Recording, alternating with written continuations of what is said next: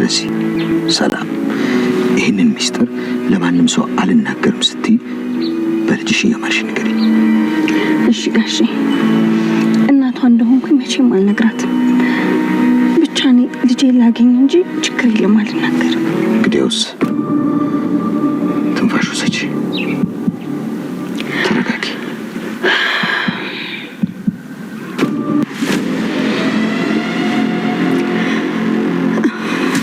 ግድ ሆነሽ? አዎ ጋሼ። ተረጋጋሽ ሰላም።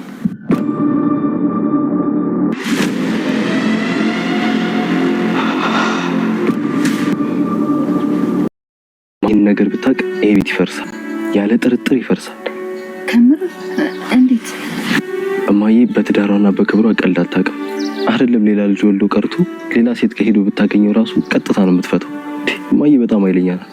ለዛ ነው አባዬ የተጨናነቀው። እሺ ናታ፣ ምን ላድርግ? በዛ ላይ እኔም ደግሞ እነ ውሃን ኢቢ እህታቸውን ነው ይወቁ ምናምን እለዋለሁ። እንደሱ አትበይው። ሰላም እንደምን አላችሁ? የዳጣ ድራማ ተከታታዮች በያላችሁበት ሰላማችሁ ይብዛ እያልኩ ላይክ፣ ሼር፣ ሰብስክራይብ እያደረጋችሁ እንግዲህ ዛሬ በዳጣ ድራማ በክፍል 57 መተናል ማለት ነው። እንግዲህ ዳጣ ድራማ እንዴት ተመለከታችሁት? እንዳያችሁት፣ እንዴት ክለማችሁት፣ እንደሾፋችሁት የሰላምዬ ልጇን ታውቃለች ብለን ጠብቀን ነበረ። ያው እንግዲህ ማወቋም አልቀረም፣ ታውቃለች። በዚህ ክፍል ባይሆንም በኔክስት ክፍል ታውቃለች። ግን እኔ በጣም ጓጉቼ ነበር፣ በዛሬው ክፍል ታውቃለች ብዬ ነበረ። እንግዲህ ጋሺና እሷ ክላስ ውስጥ ማይሚን ኪችን ውስጥ ሆነው እየተነጋገሩ እያለ እንግዲህ ተረጋጊ በጣም በብዙ ጭቅጭቅ ነበረ ማለት ያው ሰውየውም አይፈረድበትም። ለብዙ አመታት ደብቆት የነበረ ሚስጥር ነው። ያው እሷና እሱ ቢተዋወቁም እና እንዳይሰማበትም ስለሚፈልግ ሚስቲቱ ከሌላ ሰው አፍ መስማት እንደሌለባት ስለሚያውቅ ማለት እንደሚደብራሽ ስለሚያውቅ በጣም በብዙ ጥንቃቄ ነበር እያከናወነ ያለው። እንግዲህ በመሀል የችሟተር አቢጌል ሂጂና አባቴ ምን እያደረግ እንደሆነ አይትሽ ነይ ብላ ውሃን ልካታለች ማለት ነው። ምን ሊነጋገሩ መጨረሻው ጫፍ ላይ ሲደርሱ ብዙ ማስጠንቀቂያዎችን እየሰጣት ነበር ለሰላምና ሄዳ ውሃ መጣ ስጠይቃቸው ያው እየገረፉ እያለቀሰችም ስለነበረ እየገረፍካት ነው ወይ ለምን ምናምን እያለች ነበረ። ሰው በዛን ታይም እንግዲህ ውጪና ሂጂን ምናምን ብሎ ውሃን አባሯት ነበረ። እንግዲህ ውሃ ስትናገር አቢጌል ሂጂ ብላኝ ነው እና ሂደሽ አጣሪ ብላኝ ነው ብላ ጠየቀቻት ማለት ነገረቻት ማለት ነው። ነገረች ማለት ነው ለአባቷ። ከዛ በኋላ እንግዲህ አቢጌል እንደዚህ ሄደች። የት ናት ምናምን ሲላት ለምን ብላ አንቃ ያዘችው ማለት ነው። ምክንያቱም እንደምታዳምጠው ያውቃል፣ ብዙ ነገር እንዳደረገችው ያውቃልና እሷም ታውቃለች። ያው ያኛውን ለማድረግ ስለቸኮለች ነው እንጂ እሱ ያዘችው። በዛን ታይም እንግዲህ አቢጌል ወደ ሌላ ክላስ አውጥቶ ሊነግራት ሲል አቢጌል ግድግዳ ተደግፋ ስታዳምጥ ደረሰባት ማለት ነው።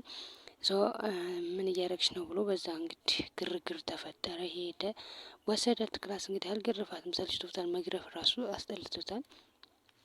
ያረገችውን ነገር በሙሉ ነገራት።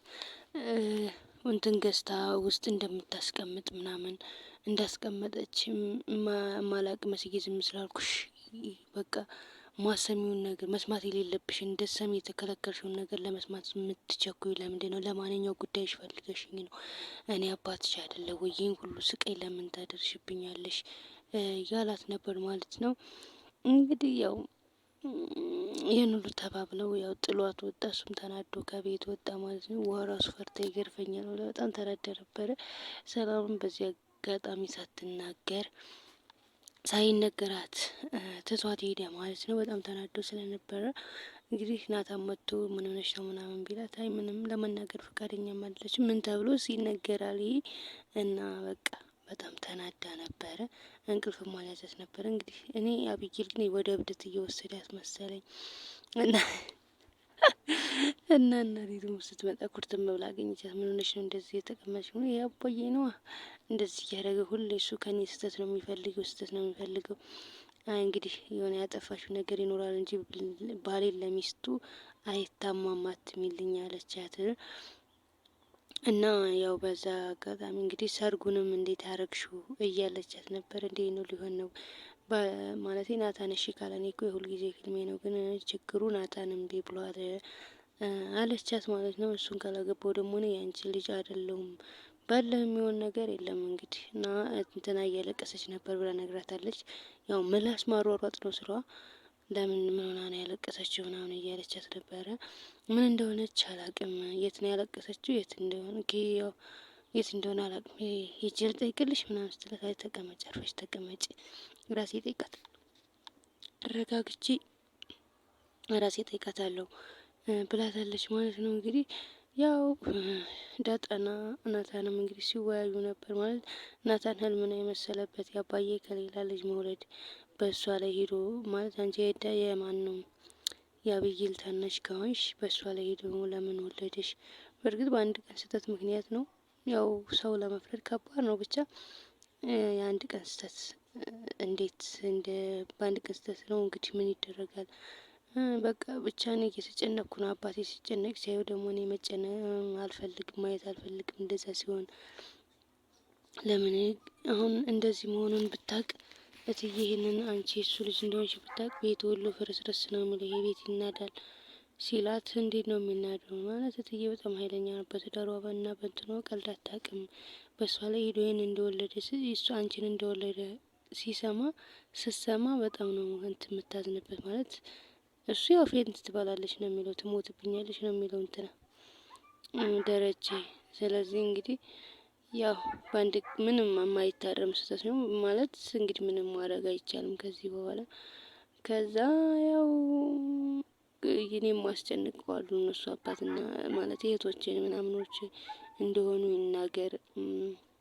ይነገረኝ ንገራቸው ምናምን እያልኩት ነው አለች። ማለት እንደዚህ አትበይው፣ አታስጨንቂው፣ ሌላ ጣጣ እንዳታመጭበት አንቺ እንኳን ታገሹ። ያው በዛ ላይ ደግሞ ሰላም እንደዚህ እያለችው ነው ብላ እንግዲህ ሰላም ከቤት ወጣ ካልነገርከ ዛሬ እንቅልፍ አልይዘኝም ብለዋለች። ከቤት ወጣ ሄዳለች ማለት ነው። በዛ ቅጽበት ሰው ያያት ይሆን አያት ይሆን?